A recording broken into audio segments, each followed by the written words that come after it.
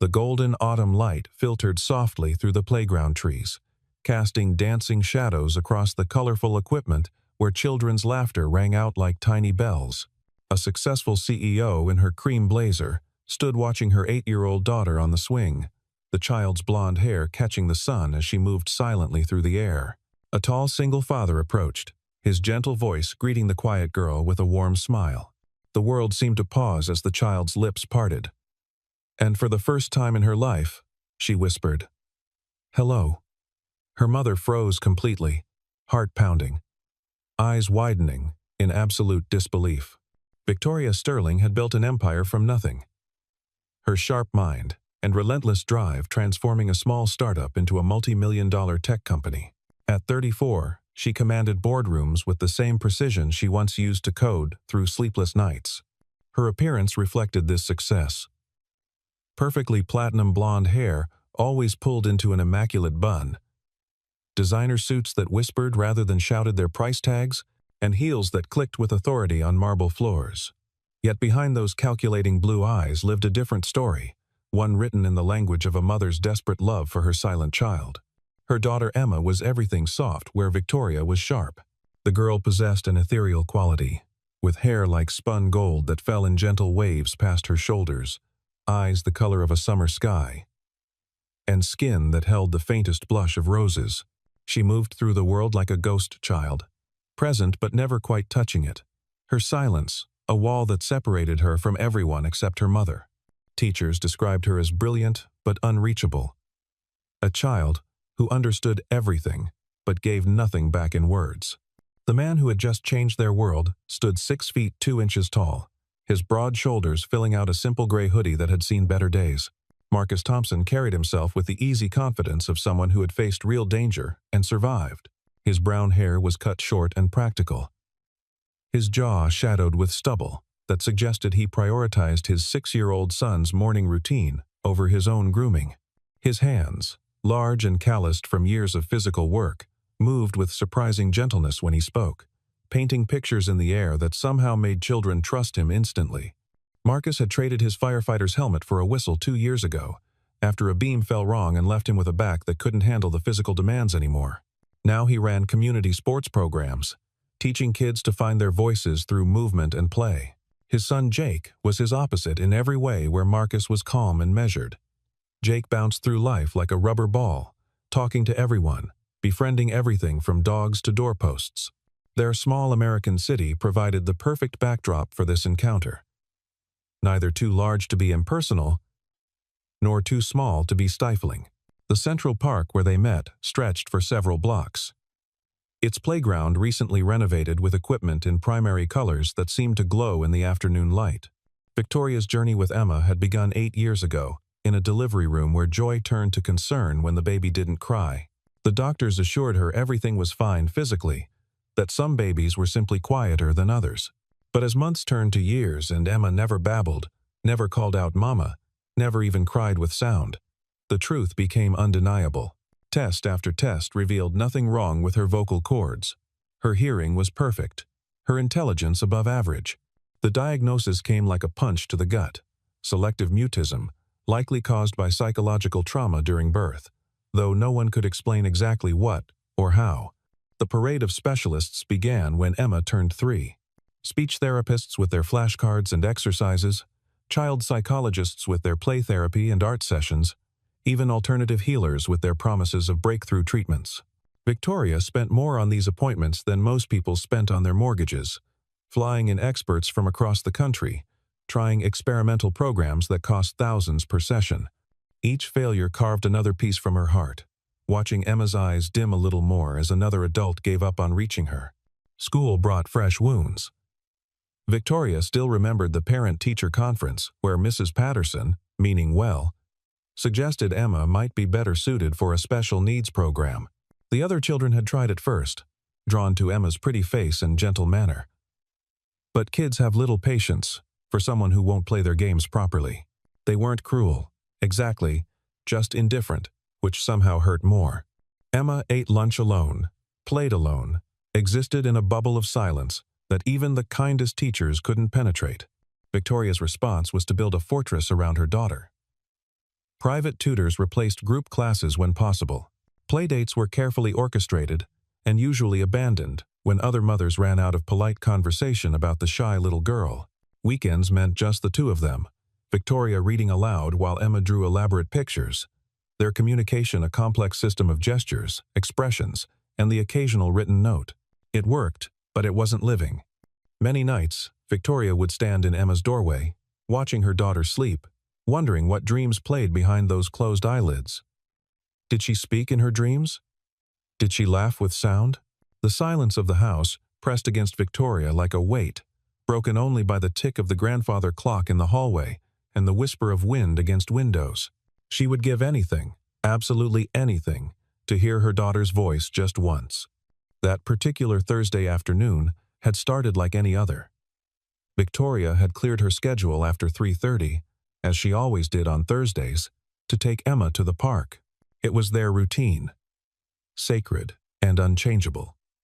Emma would swing, while Victoria answered emails on her phone, occasionally looking up to wave or smile.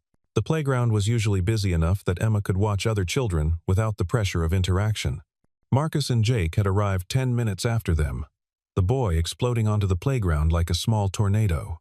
Victoria noticed them immediately. It was hard not to notice Jake's enthusiastic greeting to every child in sight, including her silent Emma. "Hi, I'm Jake. Want to play astronauts?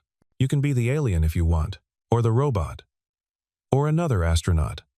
The boy's father followed, at a measured pace, clearly used to his son's exuberance. Victoria watched her daughter's reaction carefully. Usually, Emma would shrink back from such direct approach, her body language screaming discomfort. But something about Jake seemed different.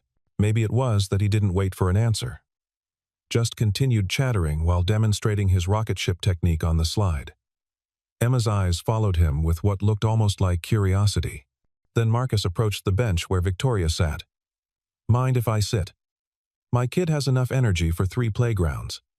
His voice was warm, with a slight rasp that suggested years of shouting orders through smoke. Victoria's first instinct was to politely decline, to maintain the barrier she always kept between Emma and strangers. But something in his manner, the way he didn't stare at Emma or ask immediately why she wasn't playing with the others, made her nod instead. They sat in surprisingly comfortable silence for several minutes, both watching their children. Jake had progressed to the monkey bars, providing running commentary on his adventure across the lava pit. Emma remained on her swing, but Victoria noticed she had stopped moving, her attention fixed on the animated boy. "Your daughter's very observant," Marcus said finally. Not a question, but a statement. "She's cataloging everything, isn't she? How Jake moves, how the other kids respond to him, the whole social dynamic." Victoria turned to look at him sharply. Most people called Emma shy, or special, or, worst of all, different. No one had ever called her observant with such respect. "Most people don't notice that," Victoria replied carefully, her fingers tightening on her phone. Marcus shrugged, his eyes still on the children. "I work with a lot of kids. Some learn by doing, some by watching. The watchers often understand more than we give them credit for." He paused, then added, "Jake's teaching method might be unconventional, but he's actually pretty good at including everyone, even if they don't respond the traditional way." As if to prove his point, Jake had circled back to Emma's swing. "Hey, silent astronaut. Watch this." He proceeded to demonstrate what he called a space jump from the swing, landing with exaggerated moonwalking steps. Emma's lips curved slightly. Not quite a smile, but closer than Victoria had seen with any stranger. Jake seemed to take this as encouragement, continuing his space mission narrative while occasionally glancing at Emma as if she were his co-pilot. The pattern continued for the next 3 days. Marcus and Jake would arrive shortly after Victoria and Emma, the boy immediately launching into whatever adventure occupied his imagination that day.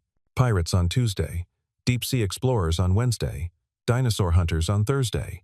Each time, he included Emma in his narrative without demanding participation, assigning her roles that required no words. "You're the lookout," he'd announce, or, "You guard the treasure while I fight the shark." Marcus, meanwhile, had taken to bringing 2 cups of coffee from the cafe across the street, wordlessly offering one to Victoria. They would sit in companionable semi-silence, occasionally commenting on the children's play or the weather, nothing deep or probing. Victoria found herself looking forward to these afternoons more than she cared to admit, the simple acceptance in Marcus's presence a relief from the constant explanations and apologies she usually had to make for Emma's silence. On Friday, something shifted. Jake had organized a game with several other children, something involving pretend cooking and a restaurant. He'd assigned Emma the role of taste tester, which required only nodding or shaking her head as the other children presented their sand pies and grass salads. Victoria watched her daughter actually step forward, joining the loose circle of children for the first time. Marcus moved closer to the action, not interfering but positioning himself where all the children could see him. When one boy complained that Emma wasn't saying if the food was good or bad, Marcus casually intervened. Some of the best food critics write their reviews, he suggested, producing a small notebook and pencil from his pocket. Emma, would you like to draw stars for how good each dish is? The transformation was subtle but profound. Emma took the pencil with steady hands and began making careful star ratings for each offering. The other children, seeing this as a new element to their game, became even more engaged, trying to earn more stars. Victoria felt her throat tighten with emotion she couldn't quite name. As the game evolved, the children decided they needed a ball to be their special ingredient. They began passing it in a circle, each child supposed to call out what magical power it added to their dish. When it reached Emma, the circle paused. Jake started to skip her, but Marcus stepped in with gentle authority. "Everyone gets a turn," he said simply, then looked at Emma with those steady brown eyes. "What does the magic ball add to the recipe?" The entire playground seemed to hold its breath. Emma looked at the ball in her hands, then at Marcus, then at her mother. Her lips moved slightly, forming shapes without sound. Marcus knelt down, bringing himself to her eye level. "I'm a little hard of hearing from all those fire truck sirens," he said with a conspiratorial wink. "Could you say it just a bit louder?" The silence stretched like a rubber band pulled to its limit. Victoria found herself leaning forward, her heart hammering against her ribs. The other children waited with the natural patience kids sometimes surprise you with. Jake bounced slightly on his toes but didn't speak. Emma's fingers tightened on the ball. She looked directly at Marcus, took a breath that Victoria could see lift her small shoulders, and whispered, "Ball." The word was barely audible, like a leaf touching ground, but it exploded through Victoria like thunder. Her hand flew to her mouth, tears instantly blurring her vision. 8 years of silence broken by one word, one impossibly beautiful word. The children, not understanding the magnitude of the moment, simply continued their game, Jake cheerfully announcing that ball was the perfect magical ingredient. Marcus stood slowly, his eyes finding Victoria's across the playground. He gave the smallest nod, acknowledging what had just happened, while somehow managing not to make it feel like a spectacle. He turned back to the children, keeping the game moving, letting Emma process this moment without pressure. But Victoria saw his hand shake slightly as he brushed it through his hair, saw the emotion he was controlling for all their sakes. The game continued for another 10 minutes, but Victoria absorbed none of it. Her entire being was focused on Emma, who had returned to her quiet observation but seemed somehow lighter, as if speaking that single word had released something trapped inside her. When the other children dispersed to different equipment, Emma walked to her mother with measured steps. Victoria knelt and opened her arms, and Emma stepped into them, allowing herself to be held in a way she usually resisted in public. They stayed like that for a long moment, Victoria's tears falling silently into her daughter's golden hair.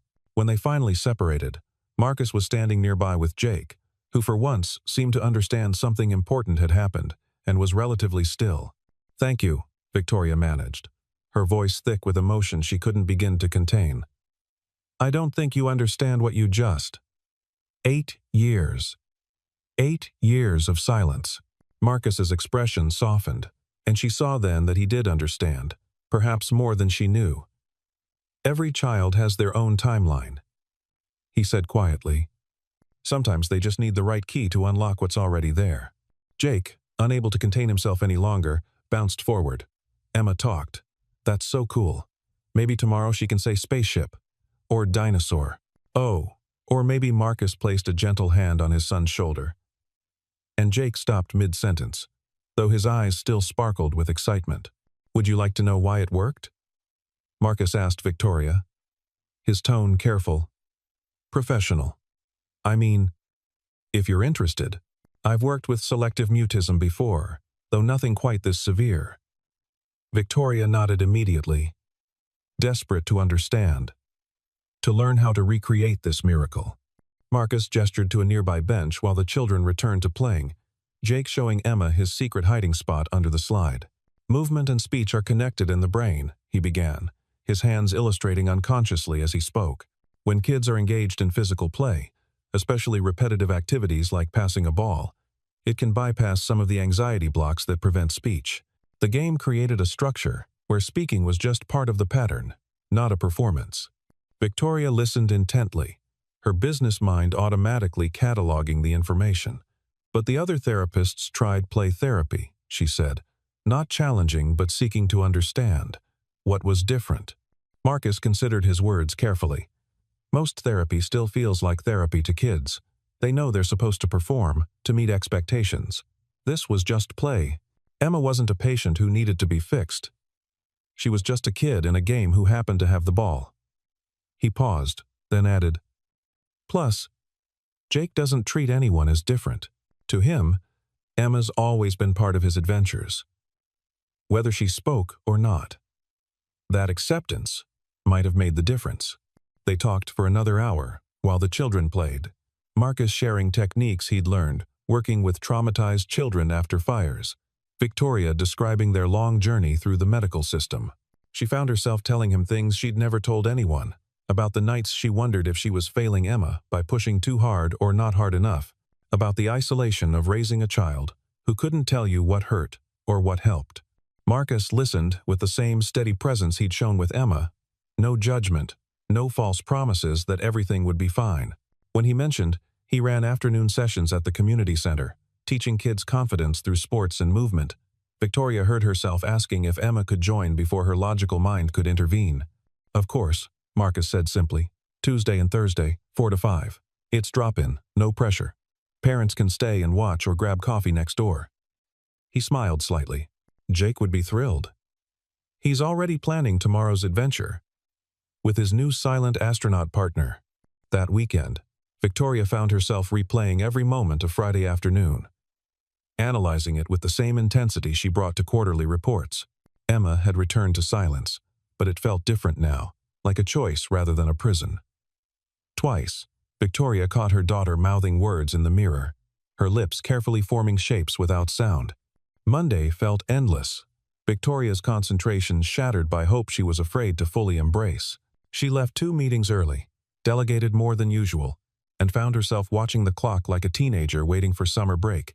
When she picked Emma up from school, the teacher mentioned Emma had participated more in class, raising her hand to point at answers on the board instead of sitting passively. Tuesday's session at the community center was a revelation. The space was simple, just a gymnasium with basic equipment, but Marcus had transformed it into an obstacle course that looked like a giant game. 7 or 8 children were already there, Jake's voice rising above the others as he explained the mission to save stuffed animals from various dangers. Marcus greeted them warmly but without fanfare, simply pointing to where Emma could leave her backpack and join when ready. Victoria settled on the bleachers with 2 other parents, both of whom seemed relaxed and happy to chat or sit quietly. The pressure she usually felt in social situations with other parents was absent here. Emma stood at the edge of the group initially, but Jake immediately assigned her a crucial role. Emma's the eagle eye. She spots dangers we can't see. The other children accepted this without question, and soon Emma was pointing at different obstacles, guiding them through Marcus's course.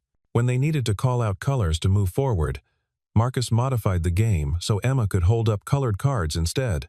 Halfway through the session, during a water break, one of the younger boys asked Emma directly what her favorite animal was. The familiar panic flashed across Emma's face, but before Victoria could intervene, Marcus smoothly redirected. How about we all draw our favorite animals and see if others can guess?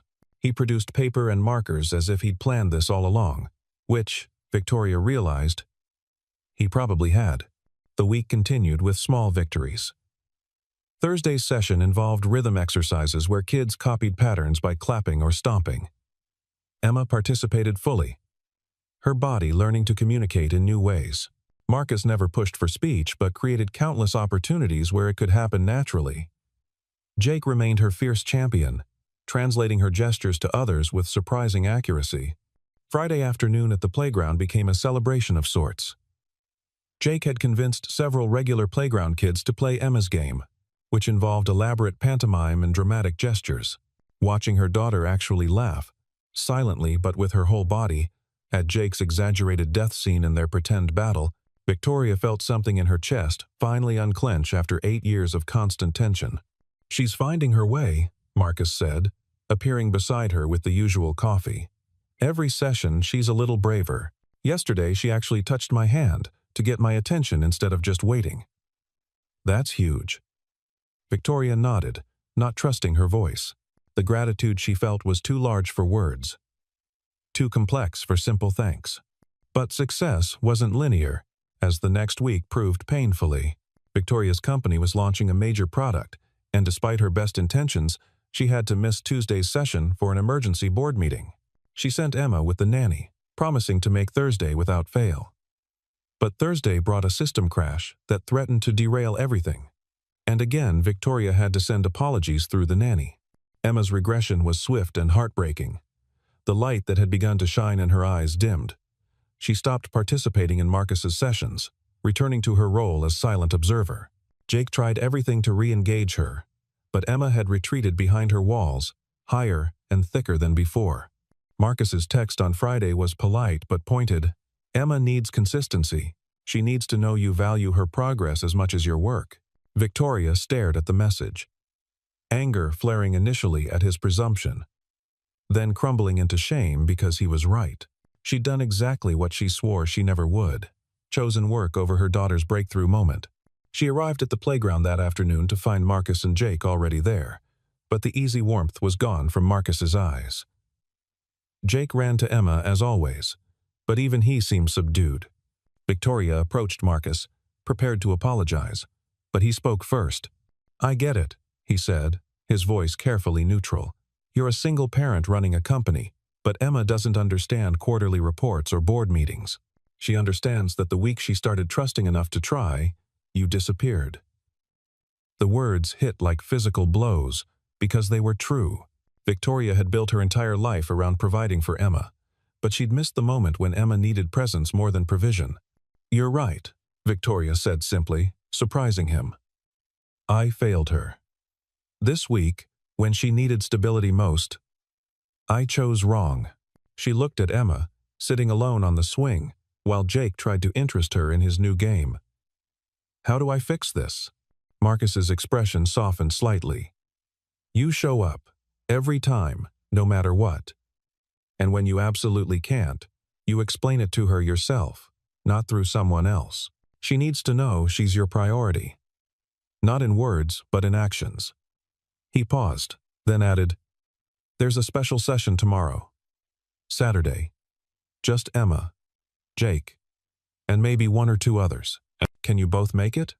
Victoria nodded immediately, already mentally canceling her Saturday conference call. "We'll be there." She hesitated, then asked, "Do you really think she'll speak again?" Marcus looked at Emma, then back at Victoria. "She spoke once. That means it's possible. But it has to be on her terms, when she feels safe enough. Our job is to create that safety." Saturday's session was unlike anything Victoria had expected. Marcus had set up what looked like a storytelling circle, with cushions and soft lighting that made the gymnasium feel intimate rather than institutional. Only Jake and 1 other child, a quiet girl named Amy, were there. Marcus explained they would be creating a story together, each person adding 1 part, using whatever communication felt comfortable. Jake began enthusiastically, setting up an elaborate tale about underwater explorers. Amy added details about magical sea creatures. When it came to Emma's turn, Marcus offered her multiple options. She could draw, use gestures, or whisper to Jake, who could speak for her. Emma chose to draw, creating a detailed octopus that the others incorporated into the adventure. The story continued for an hour, weaving back and forth between the children. Victoria watched her daughter slowly relax, her drawings becoming more animated, her body language opening. When Marcus suggested they act out parts of the story, Emma actually stood up, moving her arms like octopus tentacles while Jake narrated dramatically. Then, during a particularly exciting part where they were escaping from a sea monster, Jake dropped the foam ball they were using as a pearl. It rolled to Emma's feet. Without hesitation, she picked it up and held it out to him. "Here," she said clearly, the word cutting through the space, like sunlight through clouds. Jake froze for a second, then beamed. "Thanks, Emma." He continued the game as if nothing monumental had happened. But Victoria saw Marcus's eyes widen, saw Amy's delighted smile. Emma seemed surprised by her own voice, but not scared. She had chosen to speak, not been forced or tricked into it. The session ended with the children drawing pictures of their adventure. Emma drew herself as part of the group, not separate or watching, but participating. When it was time to leave, she walked to Marcus and tugged on his sleeve. He knelt down, and she whispered something Victoria couldn't hear. Marcus nodded seriously, then said, "I'll tell him you said goodbye. He'll be happy to hear it." In the car, Victoria asked carefully, "What did you tell Marcus?" Emma was quiet for so long Victoria thought she wouldn't answer. Then, in a voice rusty from disuse but determined, she said, "Tell Jake, thank you." 3 words. 3 impossible, beautiful words. Victoria pulled into a parking lot and turned to look at her daughter fully. "Emma, I'm so proud of you, and I'm sorry I wasn't there this week when you needed me." Emma looked at her with those wise blue eyes, then reached out and patted her mother's hand, a gesture of forgiveness that made Victoria's eyes burn with tears. The next month brought steady progress. Emma began speaking in whispers to Jake regularly, sometimes to Marcus, occasionally to Amy. She still couldn't manage school or strangers, but within the safe circle of the community center and playground, her voice grew stronger. Victoria rearranged her entire schedule, making Tuesday and Thursday afternoons sacred, turning down meetings worth millions to sit on bleachers and watch her daughter bloom. Marcus and Victoria fell into a rhythm too, coffee conversations becoming dinner plans, always with the kids but increasingly feeling like something more. He shared his story gradually, the wife who'd left when Jake was 2, unable to handle the uncertainty of a firefighter's life, the injury that ended his career but led him to discover his gift for working with traumatized children. Victoria told him about Emma's father, a brief relationship that ended when he learned about the pregnancy, his absence both a wound and a relief. The crisis came on a Wednesday morning in November. Victoria received a call from school that Emma had locked herself in the bathroom after a group presentation where the teacher had insisted she at least try to speak. By the time Victoria arrived, Emma was in full panic, hyperventilating, tears streaming down her face. Victoria's first instinct was to take Emma home, to protect her from the world that demanded too much. But something made her call Marcus instead. He answered immediately, heard the situation, and said simply, "Bring her to the park. Jake and I will meet you there." It was a risk, taking a traumatized child to a public space, but Victoria trusted him. They arrived to find the playground empty except for Marcus and Jake, who was setting up what looked like their very first game, the restaurant with the magic ball. Without any preamble, Jake announced, "We need our taste tester, the galaxy's pickiest food critic." Emma was still shaking, still tear-stained. But Jake's matter-of-fact inclusion reached her. She took her familiar position in the game, and slowly, gradually, her breathing steadied. When the ball came to her, she held it for a long moment. Then, looking directly at her mother, she said in a clear voice, "I want to play again." The sentence hung in the air like a declaration of independence. Not just wanting to play, but wanting to try again. To not let the morning's trauma define her. Victoria felt her knees actually buckle, and Marcus's steadying hand on her elbow was the only thing that kept her upright. They played for an hour, Emma speaking several times within the safety of the game. When it was time for lunch, Jake suggested pizza, and to Victoria's amazement, Emma nodded and said, "Cheese, please." To Marcus, when he asked what kind, 2 words to almost strangers in a public setting. The impossible becoming possible. Over pizza, while the kids drew on their placemats, Marcus said quietly, "She's going to be okay. It won't always be linear, but she's finding her voice." The panic this morning wasn't a setback. It was her fighting against the silence instead of accepting it. Victoria reached across the table and took his hand, not caring who saw. "We couldn't have done this without you. Either of you." Marcus squeezed her hand gently.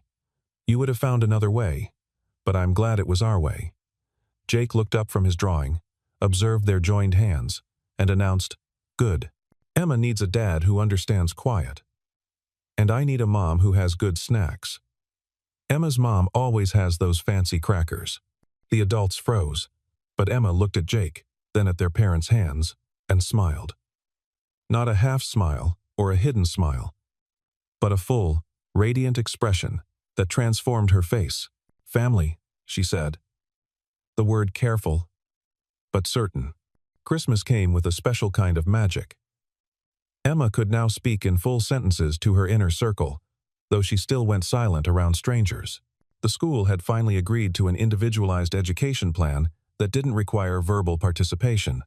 Victoria had restructured her company's leadership to allow for more flexibility, and Marcus had started joining them for Sunday dinners, bringing Jake and a comfortable ease that made their unconventional family feel inevitable. The breakthrough everyone had been waiting for came in February, during Jake's 7th birthday party. Emma had helped plan it for weeks, and when it came time to sing happy birthday, her voice joined the chorus. Not loud, not confident, but present. Every parent there understood they were witnessing something special, and not one of them made it awkward by commenting. Later, as Jake opened presents, he saved Emma's for last.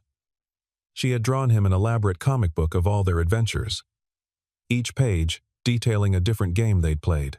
When Jake hugged her, she whispered something in his ear that made him beam.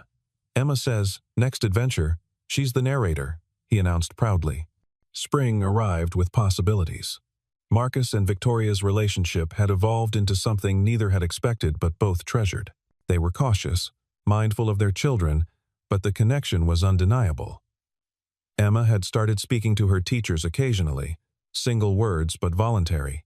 Jake had become her fierce protector at school, matter-of-factly explaining to anyone who would listen that Emma talks when she's ready, and if you're nice, she might be ready sooner. The moment that changed everything came on an ordinary Thursday in May. They were at the playground, their usual spot, when Emma climbed to the top of the jungle gym. Victoria watched, always slightly anxious when Emma went high. Marcus stood nearby, ready but not hovering. Jake was digging in the sandbox, building what he claimed was a dinosaur hospital. Emma looked down at all of them, her family and everything but law, and called out in a voice clear as a bell, "Look at me. I'm flying."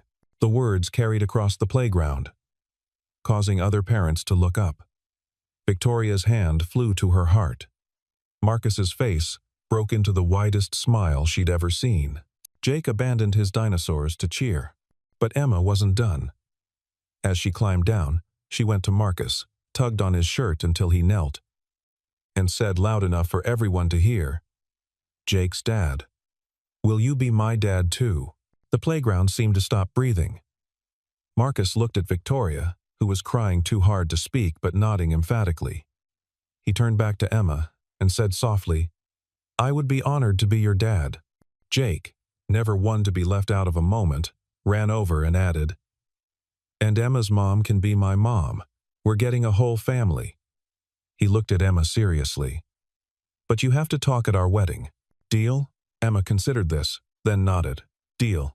6 months later, on a perfect October afternoon, they stood in the same park where it all began. Victoria wore a simple cream dress that moved in the breeze, her hair down for once. Marcus had actually worn a suit, though Jake had already managed to get grass stains on his matching pants. Emma stood between them in a yellow dress she'd chosen herself, holding the rings. When the officiant asked if anyone had any words to share, Emma stepped forward. The small gathering of family and close friends held their breath. She looked at Marcus, then at her mother, then at Jake, who was practically vibrating with excitement. "My mom was sad because I couldn't talk," she began, her voice carrying clearly across the lawn. "Marcus and Jake showed us that love doesn't always need words. But now that I have words, I want to say them." She turned to Marcus. "Thank you for waiting until I was ready. Thank you for making Mom smile again. Thank you for being my dad, even before I could ask." She turned to Jake. "Thank you for being the best brother and never making me feel broken." Finally, she faced her mother. "Thank you for never giving up, even when it was hard. I always heard you, even when I couldn't answer." There wasn't a dry eye in the gathering. Jake, unable to contain himself, shouted, "Group hug," and they collapsed together, a laughing, crying tangle of limbs and love. Emma's laughter, with sound, rang out like the sweetest music Victoria had ever heard. As they stood to exchange vows, Victoria looked at this man who had changed their lives simply by seeing her daughter not as a problem to be fixed, but as a person to be understood. Marcus caught her eye and winked, and she knew he was thinking the same thing she was, that sometimes the best families are the ones that find each other in unexpected places. The ceremony concluded with Jake and Emma releasing butterflies they'd raised themselves. Watching them scatter into the sky, Emma called out, "Fly high, butterflies," her voice confident and clear. As the insects disappeared into the blue, she slipped her hand into Marcus's and her other into her mother's, with Jake holding onto Marcus's other side. Standing there in the golden afternoon light, in the park where a silent girl had found her voice and a broken family had become whole, Victoria realized that some victories couldn't be measured in profit margins or corporate successes. Some victories were measured in words finally spoken, in trust finally given, in love finally received. Emma looked up at her new complete family and said simply, "Home." And it was. The 35th floor of the glass tower gleamed in the Sunday afternoon light. Inside the conference room, tension crackled like static electricity as Rebecca Lane faced the most critical negotiation of her career. Across from her, Sheikh Omar Al-Farid spoke rapidly in Arabic, his words sharp with frustration. The translator had vanished without warning, leaving Rebecca's team helpless. Omar rose from his chair, preparing to leave. Outside in the hallway, 6-year-old Sofia Alvarez sat reading while her father David cleaned nearby. The Arabic words, drifting through the door, made her look up, and she walked into the room, speaking in perfect, crystalline Arabic that stopped everyone cold. David Alvarez had been cleaning office buildings for 7 years, ever since his wife Maria passed away from cancer. At 35, his hands bore the calluses of honest work, his back slightly bent from countless hours of mopping floors and emptying trash bins. But when he looked at his daughter Sophia, none of that mattered.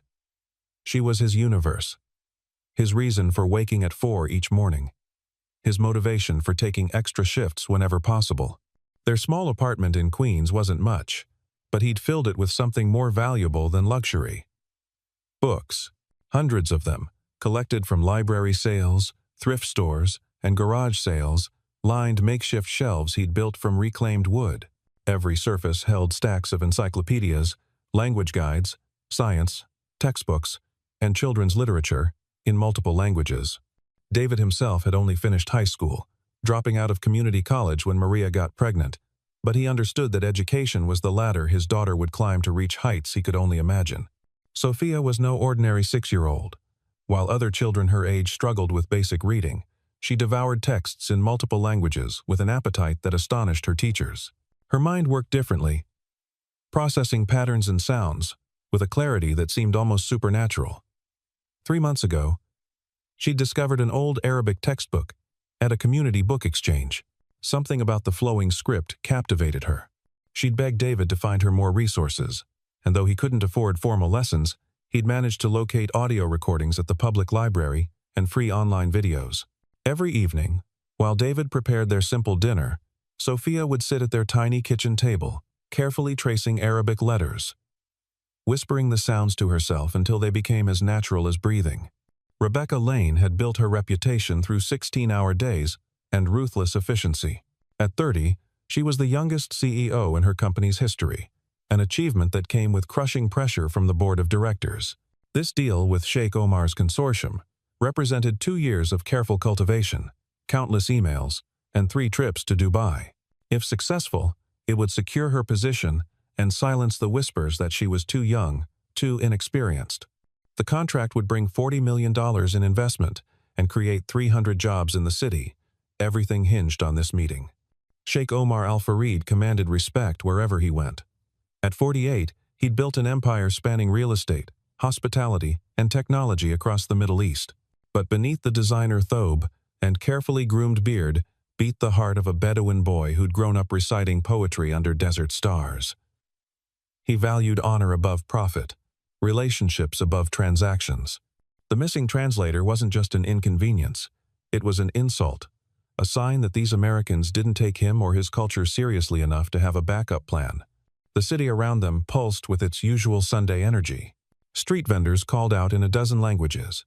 Taxis honked their impatience, and somewhere a church bell competed with the call to prayer from a nearby mosque. This was New York at its most authentic. A place where worlds collided, and occasionally, miraculously, connected. The conference room had been meticulously prepared since dawn. Rebecca's assistant had arranged everything from the halal catering to the precisely cooled Arabian coffee served in golden-rimmed cups, imported specifically for this occasion. The contracts lay ready on the mahogany table, their pages crisp and official, requiring only signatures to transform months of negotiation into reality. The wall of windows offered a spectacular view of the city, the kind of view that was supposed to impress visitors, to remind them of American ambition and achievement. But as the minutes ticked by without their translator, Rebecca watched her carefully orchestrated plan crumble like ancient parchment exposed to air. Omar's patience snapped first, erupting like a desert storm. He launched into a rapid stream of Arabic, his hands gesturing sharply as he addressed his team of 4 advisors. They nodded grimly, gathering their papers with practiced efficiency, their faces masks of professional disappointment.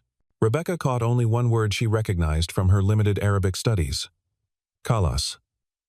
Finished. Her heart sank as she realized the magnitude of this failure. The board would crucify her at Monday's emergency meeting. 300 families wouldn't get those jobs she'd promised the mayor. Her entire future, everything she'd sacrificed and worked for, balanced on a knife's edge, tipping toward disaster. Please. Sheikh Omar. Rebecca stood, her voice steady despite the tremor in her hands, her practiced composure barely holding.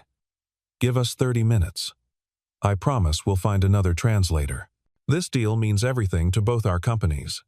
Omar paused at the door, his hand on the brushed steel handle, turning back with eyes that held both disappointment and something like pity. He spoke again in Arabic, slower this time, as if hoping someone might magically understand. His words carried the weight of finality, the sound of opportunity walking away forever. Behind him, his advisors shifted uncomfortably, aware of the millions of dollars dissolving in this moment of cultural miscommunication. David had been wiping down the water fountains in the hallway when he heard the raised voices penetrating the conference room's heavy doors. Sunday overtime paid double, money he desperately needed for Sophia's upcoming school expenses and the winter coat she'd already outgrown. He'd brought her along because their regular babysitter was sick with the flu, settling her in the hallway with her favorite books and a promise to finish by 3 o'clock so they could visit the park before sunset. But the sounds coming from the conference room made him nervous. Rich people arguing usually meant someone like him would end up blamed for something, would lose their job over circumstances beyond their control.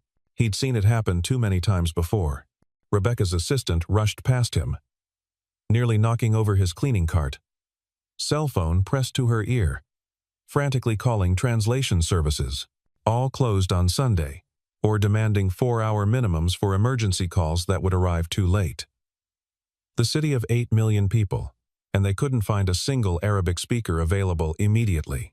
The irony wasn't lost on David, who passed dozens of Arabic-speaking taxi drivers and food cart vendors every day on his way to work. Inside the conference room, Omar's team had reached the door, their disappointment palpable.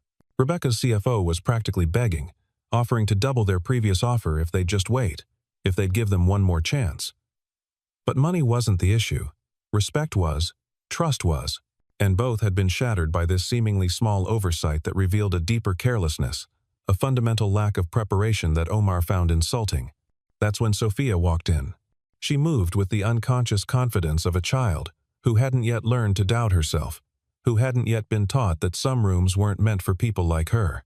Her blonde curls caught the afternoon light streaming through the windows as she approached Sheikh Omar directly, her small voice clear and surprisingly authoritative as she spoke in flawless classical Arabic. "Peace be upon you, honored uncle. Forgive the interruption. But I heard your words through the door.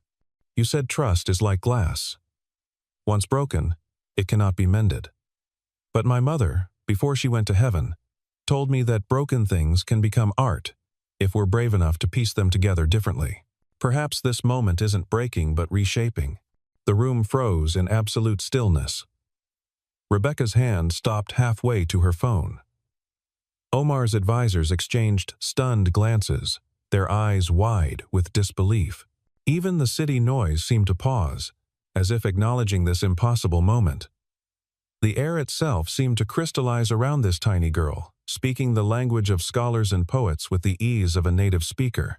David burst through the door seconds later, still clutching his mop, his face flushed with embarrassment and fear. "Sophia! I'm so sorry, everyone. Please forgive the interruption. Come on, baby. We need to go right now." But Omar raised his hand. His expression transformed from anger to wonder, from dismissal to fascination. He knelt slowly to Sophia's height, his knees creaking slightly, responding in Arabic. "And peace be upon you, little scholar. Where did you learn to speak the language of poetry with such grace?" Sophia smiled, the gap where she'd recently lost a tooth making her look even younger, switching effortlessly to English for the other's benefit, then back to Arabic for Omar. "From books, uncle, and from listening to recordings. My father says listening is how we learn to understand hearts, not just words. I listen to Arabic every night before sleep. The language sings to me in my dreams." Rebecca found her voice, though it came out as barely a whisper. She's translating. Perfectly. This child is translating sophisticated Arabic perfectly." Omar stood slowly, his eyes moving from Sophia to David, taking in the work uniform stained with cleaning solutions, the tired eyes that spoke of double shifts and sacrificed sleep, the protective way the janitor positioned himself near his daughter like a guardian angel in a maintenance uniform. "This remarkable child is yours?" "Yes, sir. I'm truly sorry for the disruption. We'll leave immediately. I know we don't belong here." Number Omar's word carried the authority of someone accustomed to obedience, but also a warmth that hadn't been there before. "Stay, please." He turned to Rebecca. His entire demeanor shifted. "It seems God provides solutions in unexpected packages. If you're willing, I would like this young lady to help us continue our discussion. Sometimes the universe sends exactly what we need in forms we don't expect." Rebecca looked at David, seeing him clearly for the first time. Not just the invisible man who emptied her trash and cleaned her office, but a father who'd somehow raised this remarkable child. A man who, despite working multiple jobs, had created an environment where genius could flourish. "Would that be all right with you, Mr. Alvarez? David Alvarez. Sophia, honey. These are important people doing important work. We shouldn't interrupt." Sophia tugged on her father's sleeve, her blue eyes earnest. "Daddy, Mrs. Rebecca needs help. Mama said we should always help when we can. She said that's how angels earn their wings on earth." The negotiation resumed with Sophia perched on a chair between the two parties, her thin legs swinging slightly above the floor as she translated complex financial terms with the ease of someone discussing playground games. She didn't just translate words, she conveyed tone, emotion, cultural context that even professional translators often missed. When Omar made a joke about camels and venture capitalists that relied on Arabic wordplay, she laughed before translating, explaining the pun to the American team, and her genuine delight broke through his remaining reserve. She became not just a translator, but a bridge, her innocence and earnestness dissolving the tension that had calcified between the two parties. "How does she know these technical terms?" Rebecca whispered to David, who'd been convinced to sit nearby, though he perched on the edge of his chair as if ready to flee at any moment. "She reads everything she can get her hands on. Last week, I found her with my old economics textbook from community college. Said it was interesting. She reads the business section of newspapers I bring home from recycling, medical journals from the hospital where I clean at night. She absorbs everything. He shook his head in amazement, his eyes never leaving his daughter. I never knew she'd learned Arabic to this level. She must have been practicing while I was at work, using the computer at the library. As the afternoon wore on, the atmosphere shifted from tension to collaboration, from suspicion to genuine partnership. Sophia occasionally asked for clarification, her questions so insightful that both parties paused to consider angles they'd overlooked. When discussion turned to community impact, she shared her own observation. My father works very hard, but he says honest work makes honest sleep. Maybe this deal can help more fathers sleep honestly. Maybe it can help children have more books. Omar's eyes softened visibly, a sheen of moisture appearing. In this American child speaking his mother tongue, he heard echoes of his own daughter Amira, lost to leukemia. 10 years ago, she would have been 16 now, perhaps as bright as this little one, perhaps changing the world with her own gifts. Tell me, young Sophia, who taught you our beautiful language? Nobody taught me exactly, Uncle. I found a book at the community center book exchange. It had beautiful letters like art, like birds flying in formation. Then I found recordings at the library. Mrs. Chen, the librarian, helped me find websites where I could hear proper pronunciation. She said languages are like music. You have to train your ear before your tongue. She switched to Arabic, her voice taking on a storytelling quality. I practiced every day, sometimes while Daddy was sleeping after his night shift. Arabic sounds like music mixed with mathematics. Each word has a family, roots that connect to other words like a great tree with spreading branches. It's like solving puzzles made of sound and meaning and history all at once. Omar laughed, a rich sound that transformed his stern face into something grandfatherly and warm. You understand the beauty of our language better than many native speakers who take it for granted. In my childhood in Saudi Arabia, I memorized the Quran by lamplight, learning that words carry not just meaning but music, as you say. My grandfather taught me that Arabic was the language God chose for his final revelation because it could hold multiple meanings in a single phrase, like light refracting through a prism. The contracts were reviewed line by line, with Sophia clarifying nuances that even a professional translator might have missed. Her understanding went beyond mere vocabulary. She grasped the cultural weight behind certain phrases, the implications that lurked between lines. When they reached a particularly complex passage about liability and force majeure, she paused, thinking carefully, her small forehead furrowed in concentration. Sheikh Omar is concerned that the insurance requirements might conflict with Sharia-compliant financing structures. He suggests adding a clause that allows for alternative arrangements that meet both American legal standards and Islamic financial principles. He says this would honor both traditions without compromising either. Rebecca's lawyer nodded appreciatively, making rapid notes. That's actually brilliant. It protects both parties while respecting religious considerations. I wouldn't have thought of that angle. By 5 o'clock, as the sun began its descent toward the Manhattan skyline, the primary agreement was reached.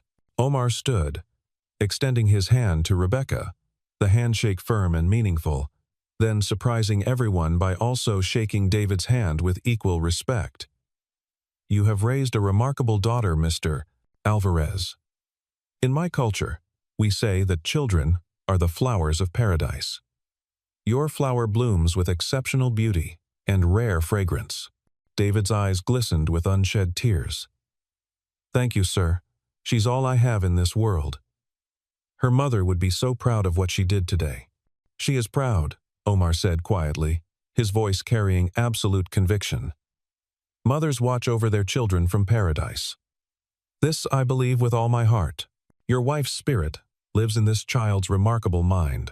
Rebecca suggested they continue discussions over dinner to celebrate the breakthrough, but David hesitated, his discomfort obvious. We should get home. I don't. We don't really fit in those kinds of places. Sophia needs to do her homework for tomorrow.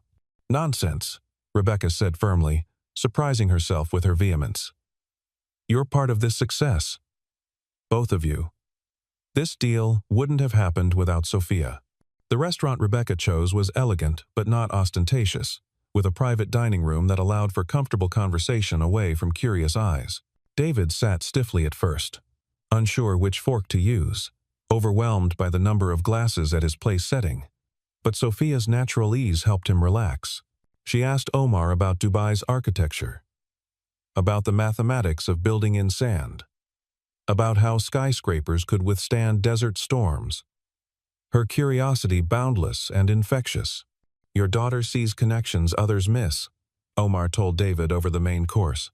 Has she been tested for giftedness? The school wanted to skip her ahead 3 grades, maybe more. But I wanted her to have a normal childhood.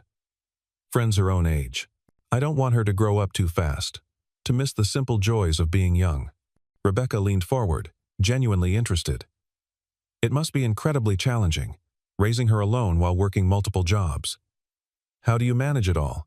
David's jaw tightened slightly, the pride of a man unaccustomed to pity or charity. We manage. Sophia understands our situation. She's never complained, never asked for things I couldn't provide. She knows that every book I bring home is a treasure, every library visit an adventure. Daddy works harder than anyone in the whole world, Sophia interjected, her voice fierce with loyalty. He says, money isn't wealth. Love is wealth. Time is wealth. Knowledge is wealth. We're very wealthy in all the ways that matter. Over dessert, as Sophia practiced writing Omar's name in Arabic script on her napkin, adding decorative flourishes she'd learned from studying Islamic art online, Rebecca found herself studying David. His hands, rough from work, scarred from industrial cleaners, moved with surprising gentleness as he helped Sophia with a difficult letter. His eyes, tired but kind, lit up whenever his daughter spoke. There was a dignity in his bearing that transcended his circumstances, a nobility that had nothing to do with wealth or position. Tell me about Sophia's mother, Rebecca asked softly while Sophia was showing Omar her Arabic notebook, filled with months of painstaking practice. David's expression shifted, memories playing across his features like shadows and light. Maria was a teacher. Elementary school. 2nd grade. She believed every child had a gift waiting to be discovered, a light waiting to shine. When she got sick, when we knew the cancer was winning, she spent her last months recording herself, reading to Sophia, teaching her to love learning. She made hundreds of recordings, bedtime stories, lessons about kindness, songs in Spanish from her own childhood. She said knowledge would be Sophia's inheritance, better than any money we could leave her. She said Sophia would change the world one day. She sounds extraordinary. She was. Sometimes I see her in Sophia's eyes, that same curiosity about everything. That same belief that the world is full of wonders waiting to be discovered. The same faith that goodness matters more than success. Rebecca touched his hand briefly, surprised by her own boldness. She sees that in you too. The way you've preserved her mother's dream, working yourself to exhaustion to keep Sophia in books and learning materials. That's love in action. That's heroism, without a cape. Their conversation was interrupted when Omar stood to leave, his advisors gathering their things. There's a cultural exhibition next Saturday at the Metropolitan Museum, Islamic Art and Science Through the Ages. I would be honored if you and Sophia would attend as my personal guests.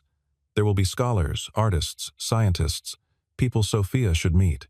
David shifted uncomfortably, aware of the social gulf such an invitation represented. That's very kind, but we wouldn't want to impose. Please, Omar interrupted, his tone sincere. Sophia has bridged 2 worlds today. Let me show her more of the world she's chosen to understand. And you, Mr. Alvarez, would honor me with your presence. A father who raises such a child is a man I want to know better. Perhaps we have more to learn from each other than this single afternoon has revealed. Rebecca added quickly, I'll be attending too. It would mean a lot to me if you came, both of you. Sophia looked up at her father with eager eyes, hope shining in them. Please, Daddy? Omar uncle says there will be astronomers showing how ancient Arabs mapped the stars. They'll have real astrolabes we can touch. David couldn't refuse that face, had never been able to. All right, we'll come. The week that followed brought unexpected turbulence. Dark clouds gathering over their small triumph. Someone, likely a jealous competitor who'd lost the deal, leaked a twisted version of events to a gossip blog that specialized in corporate scandal. The headline read, "Janitor uses child to manipulate billionaire business deal. The dark side of corporate America." The story painted David as a scheming opportunist who'd coached his daughter to interrupt the meeting, angling for money and position. It suggested he'd been planning this for months, that Sophia's language skills were part of an elaborate con. The article went viral within hours, shared by people who'd never met David but were quick to judge, quick to believe the worst. David discovered the story when his supervisor showed him the printout Tuesday morning, warning that the building management was reviewing his employment pending an investigation. The whispers followed him through the hallways he'd cleaned faithfully for 7 years. People who'd never noticed him before now stared with suspicion or false sympathy. Some moved their valuables when he entered offices, as if he might steal them. Others offered fake smiles that didn't reach their eyes. The weight of their judgment pressed down on him like a physical force. "Maybe we shouldn't go to the museum," David told Sophia that Thursday evening, not wanting to explain why strangers were suddenly cruel, why kids at school were repeating things they'd heard their parents say. "Maybe it's better if we stay home this weekend." "But you promised," Sophia said, her disappointment clear. And Mrs. Rebecca called. She said, "It's important we come." She said not to believe what people are saying. Rebecca had indeed called several times, leaving increasingly urgent messages. She'd hired a private investigator to dig into the source of the leak, discovering connections to a rival firm that had wanted Omar's investment. She'd also learned more about David, his honorable discharge from the military after serving 2 tours, his wife's teaching awards and the scholarship fund set up in her memory, his perfect employment record, despite taking time off for every one of Sophia's school events. Every detail painted a picture of integrity under pressure, of a man doing his best in impossible circumstances. She also confronted her own assumptions and blindness. How many times had she passed David in the hallways without really seeing him? How many other invisible workers kept her world running while she focused on spreadsheets and profit margins? The revelation of her own casual ignorance stung more than she expected. Saturday arrived gray and drizzly, matching David's mood. He'd pressed his one good suit, bought secondhand for Maria's funeral 4 years ago, and polished Sophia's school shoes until they shone like mirrors. She wore her favorite dress, blue like her eyes, with the small golden bracelet that had been her mother's, a quinceañera gift that Maria had treasured. The museum hall was packed with New York's elite, people who summered in the Hamptons and wintered in Aspen. David felt every stare, heard every whisper behind manicured hands. Some recognized him from the viral article, their eyes sliding over him with contempt or curiosity. He wanted to leave, to retreat to the safety of invisibility. But Sophia held his hand tightly, her excitement unwavering as she examined displays of astrolabes and illuminated manuscripts, reading the Arabic descriptions as easily as the English ones. Omar found them near an exhibit on mathematical innovations, standing before a display about al-Khwarizmi, the father of algebra. "David, I heard about the lies being spread. In my country we have a saying, 'The dogs bark, but the caravan moves on.' Pay them no mind. Truth has a way of revealing itself. It's affecting my job, my reputation. Maybe bringing Sophia here was a mistake. Maybe I should have kept her hidden, safe, from all this attention. The only mistake would be dimming your daughter's light because of shadow-minded people." Omar's voice carried conviction born from his own losses and struggles. "I've lived long enough to recognize truth from fabrication, to know genuine goodness from calculated manipulation. You're an honorable man raising an exceptional child under difficult circumstances. That threatens people who've achieved less with more, who need to believe that success only comes from privilege." The exhibition featured a presentation space where scholars would discuss various artifacts. Unexpectedly, the scheduled speaker had fallen ill with food poisoning. The curator, knowing Omar was present, asked if he might say a few words instead. Omar agreed, but with a condition. "I would like young Sofia Alvarez to join me. She understands something about Arabic culture that many scholars miss. Its heart, its soul, its living breath." The murmur through the crowd was immediate, some recognizing the name from the scandal. David wanted to refuse, to protect Sophia from the harsh spotlight and judgment, but she squeezed his hand. Mama said we shouldn't hide our light under bushels. She said that's fear talking, not wisdom. On the small stage, Sophia stood beside Omar, dwarfed by his presence but undiminished, her chin raised with quiet confidence. She waited as he spoke about the golden age of Islamic science, about poets and mathematicians who saw no division between art and arithmetic, between faith and reason. Then he nodded to her. Sophia stepped to the microphone, which had to be lowered significantly. She spoke first in Arabic, her young voice carrying surprising authority. In the name of the compassionate, the merciful. Language is not just words. It's a bridge between hearts, a key to locked doors of understanding, a light that shows us we are more alike than different. She switched to English, her words careful but confident. My daddy cleans buildings. He works very hard, so I can have books, so I can learn, so I can grow. Some people think that makes us less important, less worthy of respect. But I learned Arabic from library books and free websites because my daddy taught me that knowledge doesn't care about money. It only cares about hunger. Hunger to learn, to understand, to connect with other human beings across the beautiful differences that make us unique. The room was silent except for the sound of rain against the museum skylights. Sophia continued, alternating between Arabic and English. When I translated for Sheikh Omar and Mrs. Rebecca, I wasn't just changing words from one language to another. I was helping hearts speak to each other. That's what language does. It reminds us that we're all human, all hoping for better tomorrows, all hurting from our losses, all healing through connection and compassion. She looked directly at the audience, some of whom had been whispering about her father just minutes before. My mama died when I was 3, but she left me voices. Recordings of her reading, teaching, singing lullabies in Spanish. She spoke English and Spanish, and filled our home with both. Now I speak those, and Arabic too. Every language I learn is a way of keeping her alive, of proving that love transcends everything, even death. Every word I translate is a small prayer for understanding in a world that needs more bridges and fewer walls. Her small voice grew stronger. Sheikh Omar built tall buildings that touch the sky. Mrs. Rebecca builds businesses that create jobs for families. My daddy builds something too. He builds tomorrow by making today clean and safe for everyone. That's noble work. That's necessary work. And if a janitor's daughter can learn Arabic and help make a $40 million deal happen, then maybe we need to stop deciding who matters based on their job title or bank account. Maybe we need to see each other with clearer eyes and kinder hearts. The silence stretched for 3 heartbeats, 4, 5.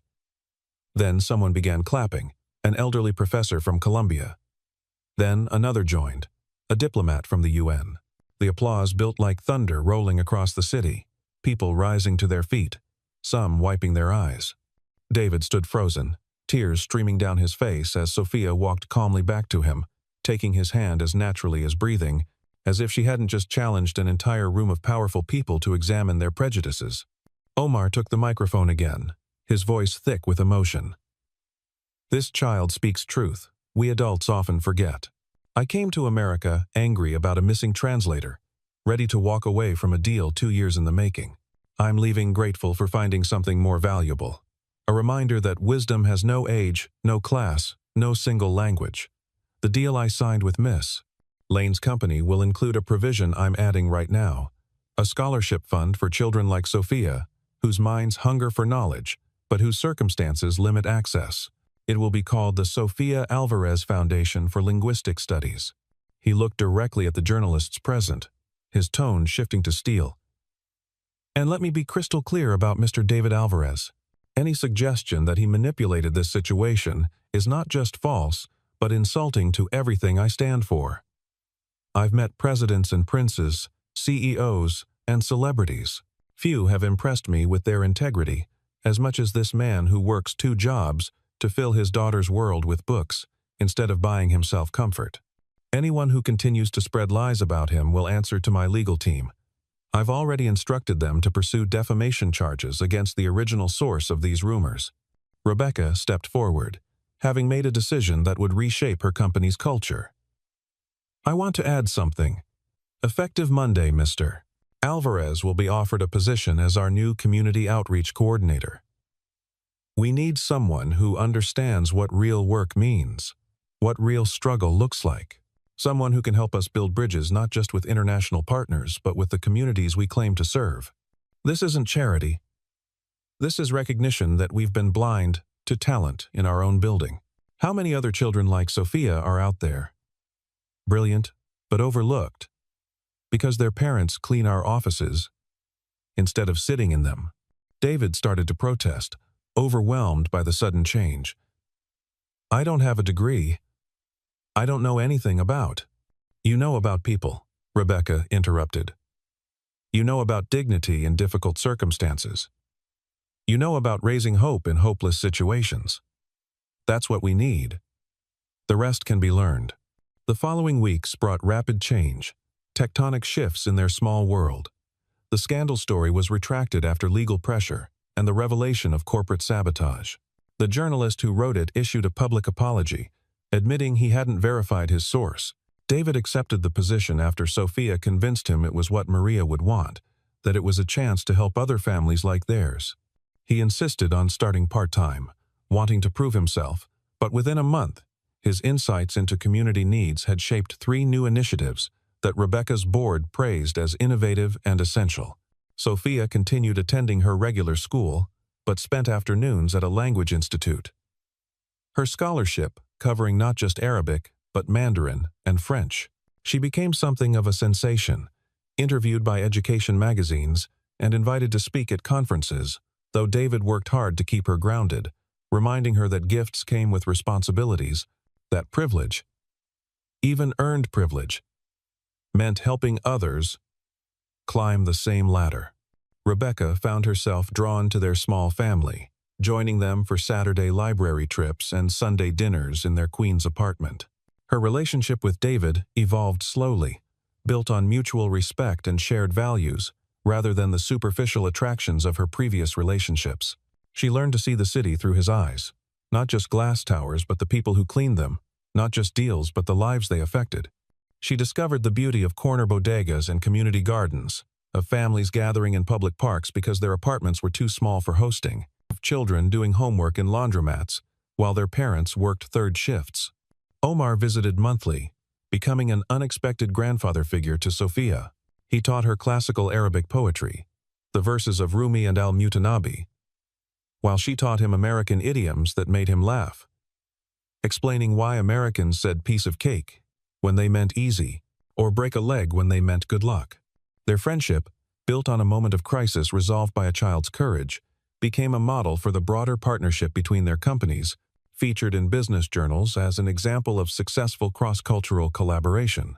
3 months after the museum event, they gathered again at the harbor where Maria's ashes had been scattered years before.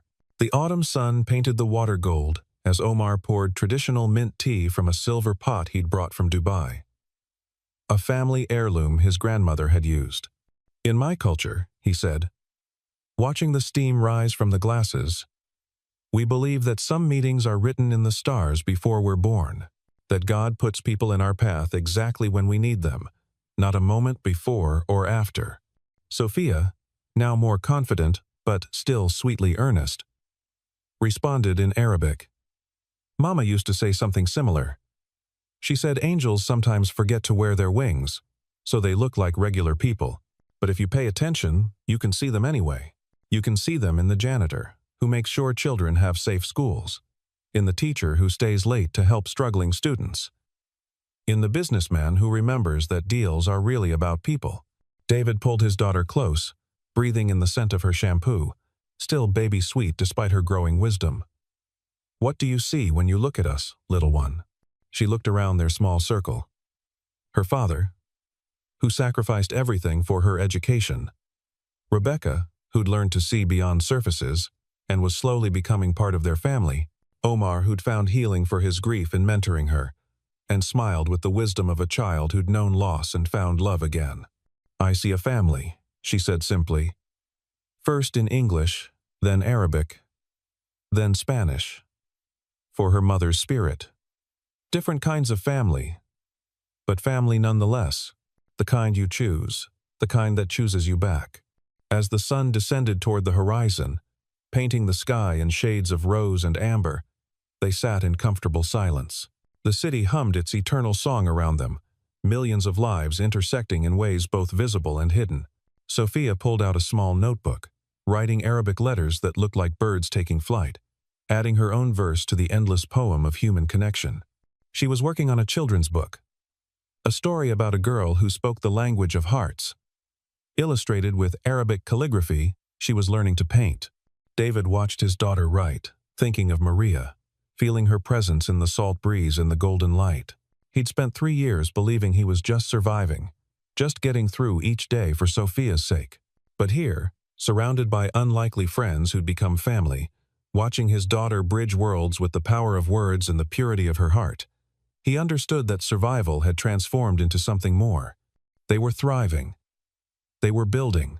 They were proving that sometimes the most extraordinary moments come from the most ordinary people, that janitors' daughters could change the course of million-dollar deals, that billionaires could find wisdom in 6-year-old philosophers, that love and learning could triumph over loss and limitation. The tea grew cold as darkness approached, but none of them moved to leave. There would be time enough tomorrow for contracts and classes, for work and growth. Tonight, they simply existed together, 4 souls brought together by chance or fate or divine intervention. Watching the lights of the city reflect on the water like earthbound stars. Each one, a story, a possibility, a bridge waiting to be built between hearts that had learned to speak the same language of hope.